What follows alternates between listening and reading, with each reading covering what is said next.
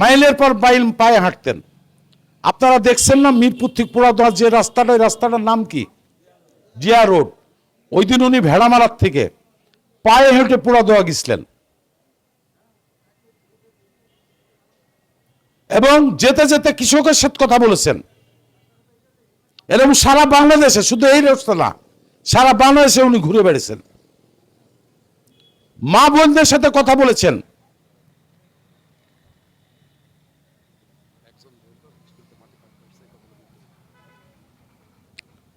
উনি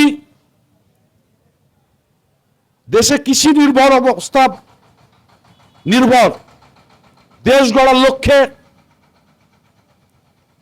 আমার দেশের পানির অভাব, বিশেষ করে ফারাক্কা বাঁধের কারণে, তখন উনি চিন্তা করলেন আমরা খাল খনন শুরু করি। আমাদের যেসব নদী আছে এইগুলি খনন করে বর্ষাকালে পানি ওইখানে স্টক হবে, ওই পানি দিয়ে মানুষ ধান এবং গম আবাদ করবে। আমাদের হিস্তা নদী উনি খনন করতে আসলো, মনে আছে আপনাদের? যুবক ছেলেদের অনেকের জন্ম হয়নি। হোসেন আমাদের নিচে উনি নিজে মাথায় কোদাল দিয়ে মাটি কেটে নিজে মাথায় ডালি নিয়ে মাটি নিজে উপরে ফেলেছিলেন।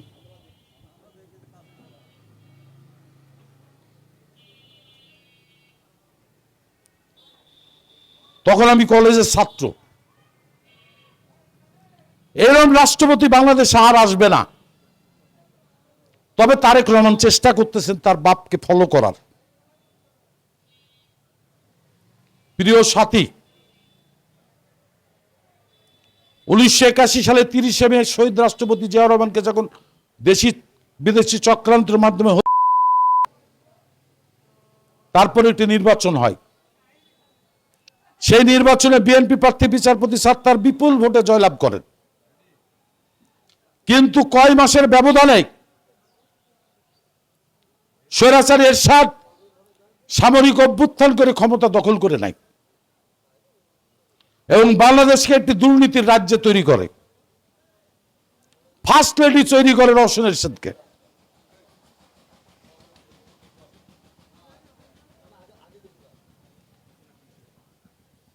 হাসিনা এরশাদকে অভিনন্দন জানায়।